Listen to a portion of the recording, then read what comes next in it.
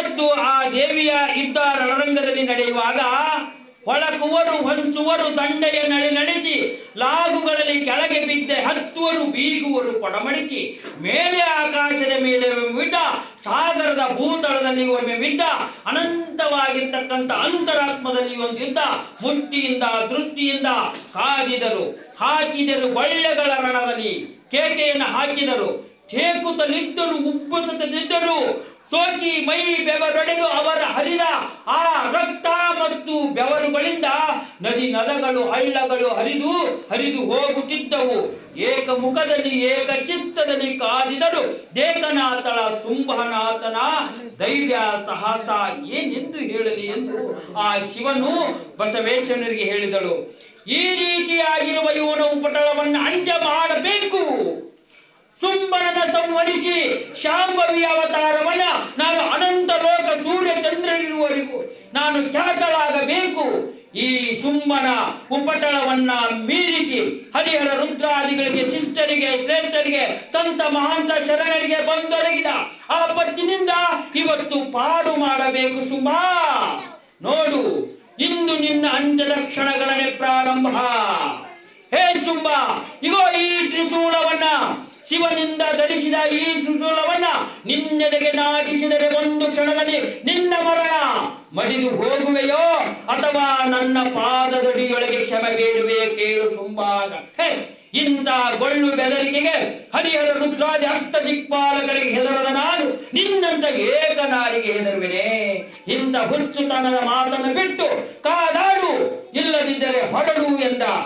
ಹೊರಡು ಒಳಲ್ಲವೋ ನಾನು ಕಾದಾಡಿ ನಿನ್ನನ್ನು ಮರಳಿಸಿಯೇ ಮುಂದಡಿಯಿಡುವೆ ಎಂದು ಆ ಶಿವನ ತ್ರಿಶೂಲವನ್ನು ತೆಗೆದುಕೊಂಡು ಆ ಶುಂಭನ ಎದೆಗೆ ನಾಟಿಸಲು ನೆಟ್ಟ ನೆನೆಯನ್ನು ತಾಗುತ್ತಲಗದು ನಾಟಿತೈ ಬೆನ್ನ.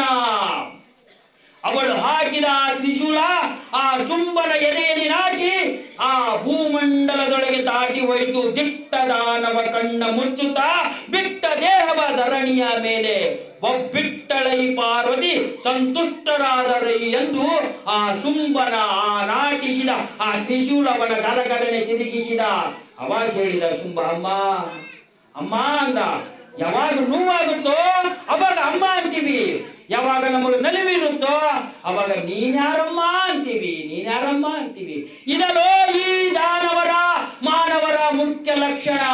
ಅಮ್ಮ ಎನ್ನುವಾಗ ಅಮ್ಮ ಎನ್ನುವುದಿಲ್ಲ, ನೀನಾರಮ್ಮ ಎನ್ನುವಾಗ ನೀನಾರಮ್ಮ ಎನ್ನುವುದಿಲ್ಲ. ಯಾಕಲೋ ನೀನು ಇಂಥ ದೇವರು ಕೊಟ್ಟ ಈ ಶ್ರೀ ಸಂಪತ್ತಿನ ಶರೀರ ಸಂಪತ್ತನ್ನ ನಷ್ಟ ಮಾಡಿಕೊಂಡಿ. ಹಾನಿ ಮಾಡಿಕೊಳ್ಳಬೇಡ ಹುಚ್ಚಪ್ಪಗಳಿರ. ಮಾನವ ಜನ್ಮ ದೊಡ್ಡದ್ದು ಎಂದು ಶರಣರ ವಾಣಿಯನ್ನು ಮರೆತು ನೀನಾದೆ ಮಾನವ, ಮೈ ಮರೆತು ನೀನಾದೆ ದಾನವ. ಅರಿದೊಡೆ ಶರಣನಾಗಲಿಲ್ಲ, ಈಗ ಶರಣಾಗಿ ಏನು ಬಂತು? ಮಿಂಚಿ ಹೋದ ಮಾತಿಗೆ ಚಿಂತಿಸಿ ಫಲವೇನು ಶುಂಭ, ಚಿಂತಿಸಿ ಫಲವೇನು? ಈಗಲೂ ಹೇಳು, ನಿನ್ನ ಆಶೆಯನ್ನು ನಾನು ಪೂರೈಸಿ ಬಿಡುವೆ ಎಂದ. ಅಮ್ಮ, ದಿವ್ಯವಾದ ಶರೀರ, ದಿವ್ಯವಾದ ಯೋಗ ಮತ್ತು ಯೋಗ್ಯತೆಯನ್ನು ನನಗೆ ದಯಪಾಲಿಸಿದ್ದೀ ತಾಯಿ ನೀನು. ಆ ಯೋಗ ಯೋಗ್ಯತೆಯನ್ನು ನಾನು ದುರುಪಯೋಗ ಮಾಡಿಕೊಂಡೆ. ನೀನು ಹೇಳಿದಂತೆ ಅರಿತು ಆಗಲಿಲ್ಲ ನಾನು ಶರಣ, ಮರೆತು ಆಗಲಿಲ್ಲ ನಾನು ಮಾನವ, ಮೈ ಮರೆತು ಆದೆ ನಾನು ದಾನವ. ದಾನವನಿಗೆ ನೀನು ಕೊಟ್ಟೆ ಬಹು ಶಿಕ್ಷೆಯ ಈ ದಾನವ. ಇದರಿಂದ ನನ್ನ ಕಣ್ಣು ತೆರೆದಿದೆ ತಾಯಿ, ನನ್ನದೊಂದು ಆಸೆ ಇದೆ. ಏನು ಹೇಳು ಶುಂಭ, ಹೇಳು. ಶಿಷ್ಟರಿರಲಿ ಶ್ರೇಷ್ಠರಿರಲಿ, ಕೊನೆಯ ಕ್ಷಣದಲ್ಲಿ ಅವರ ಆಸೆಯನ್ನು ಪೂರೈಸುವುದು ಧರ್ಮ. ಅದು ನನ್ನ ಧರ್ಮ, ದುರ್ಗಿಯ ಧರ್ಮ. ನನಗೆ ದುರ್ಗಿ ಎನ್ನಬಹುದು, ಆದರೆ ನಾನು ಸನ್ಮಾರ್ಗದಲ್ಲಿರುವವರಿಗೆ ದುರ್ಗಿ ಅಲ್ಲ, ಮಾರ್ಗದರ್ಶಕಳು ನಾನು ಎಂದು ಹೇಳಿದಳು. ಅಮ್ಮ ತಾಯಿ, ನನ್ನ ಆಸೆ ನಿನ್ನ ನಾಮದೊಂದಿಗೆ ನನ್ನ ನಾಮವಿರಬೇಕು ತಾಯಿ.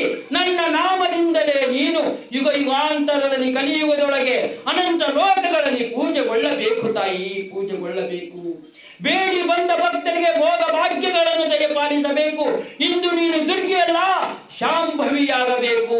ಶುಂಭ ಸಂಹಾರವನ್ನ ಮಾಡಿದ ಶಾಂಭವಿಯಾಗಬೇಕು. ಆಯಿತು ಮಗನೇ, ಇಂದಿನಿಂದ ಎನ್ನ ನಾಮವು ಶಾಂಭವಿ ಎಂದಾಗುವುದು. ಬಂದ ಭಕ್ತರಿಗೆ ನಾನು ಸಕಲ ಸೌಭಾಗ್ಯವನ್ನು ನೀಡುವೆನು, ದುಷ್ಟ ಕಾಟವನ್ನು ನಿವಾರಣೆ ಮಾಡುವೆನು, ಶತ್ರುಗಳನ್ನು ಪರಿಹರಿಸುವೆನು ಮತ್ತು ಅವರಿಗೆ ಧನ ಭೋಗ ಭಾಗ್ಯಗಳನ್ನು ನೀಡುವೆನು. ಸತಿ ಸುತಾದಿ ಎಲ್ಲ ಸಂಪತ್ತುಗಳನ್ನು ನೀನೇನಾದರೆ ಬಾಗಿ ಬಂದರೆ, ಬೀಗಿ ಬಂದರೆ ನಿನಗಾದ ಗತಿಯೇ ಮುಂದಿನ ಕಾಲಾಂತರಕ್ಕೆ ಆಗೋದು. ಈ ಕಥೆಯನ್ನ ಕೇಳಿ ಯಾರು ತಿಳಿದುಕೊಂಡು ಶುಂಭನಂತೆ ಹುಂಬರಾಗದೆ ಬಾಗಿ ಬಂದವರಿಗೆ ನಾನು ಭೋಗ ಭಾಗ್ಯಗಳನ್ನು ನೀಡುವಂತವಳಾಗುತ್ತೇನೆ ಅಂತ ಹೇಳಿ ಆ ತಾಯಿ ತನ್ನ ಆ ಲೀಲಾಮೃತವನ್ನ ಮುಗಿಸಿದ ನಂತರ ಆ ತಾಯಿಗೆ ಶಾಂಭವಿ ಎಂಬ ನಾಮ ಬಂತು.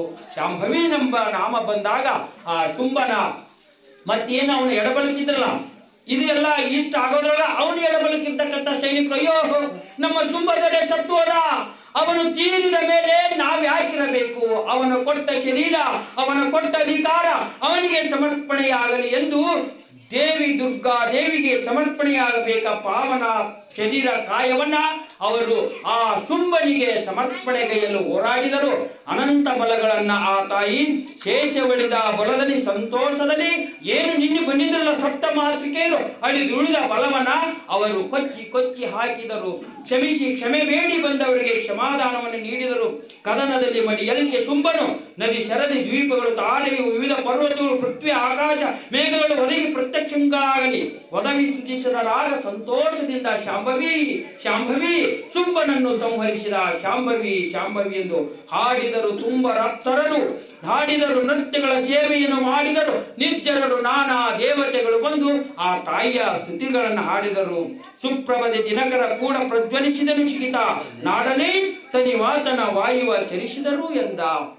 ಹೀಗೆ ತಮ್ಮ ಉದ್ಯೋಗಗಳನ್ನ ಶುಂಭ ತಮ್ಮನಿಂದ ಮತ್ತು ಆ ನಿಶುಂಭನಿಂದ ಹೋದ ಅಧಿಕಾರಗಳನ್ನ ಎಮ್ಮ ಪಾಪವು ಹರಿದಿದೆ ಜಗದಮ್ಮ ಕೃಪೆ ಮಾಡಿದಳು ಎನ್ನ ತಮ್ಮಯಲ್ಲಿ ನೆನೆದರು ಶ್ರೀ ಚಿದಾನಂದಾತ್ಮ ಗುರುವರ ಎಂಬಲ್ಲಿಗೆ ಇವತ್ತಿನ ಈ ಶಾಂಭವಿಯ 15ನೇ ಅಧ್ಯಾಯವನ್ನ ಶ್ರೀ ಚಿದಾನಂದ ಮುಕ್ತಾಯವನ್ನ ಮಾಡ್ತಾ ಇದ್ದಾರೆ. ಸಾಂಬ ಜೈ ನಮಃ ಪಾರ್ವತೀಶ್ವರ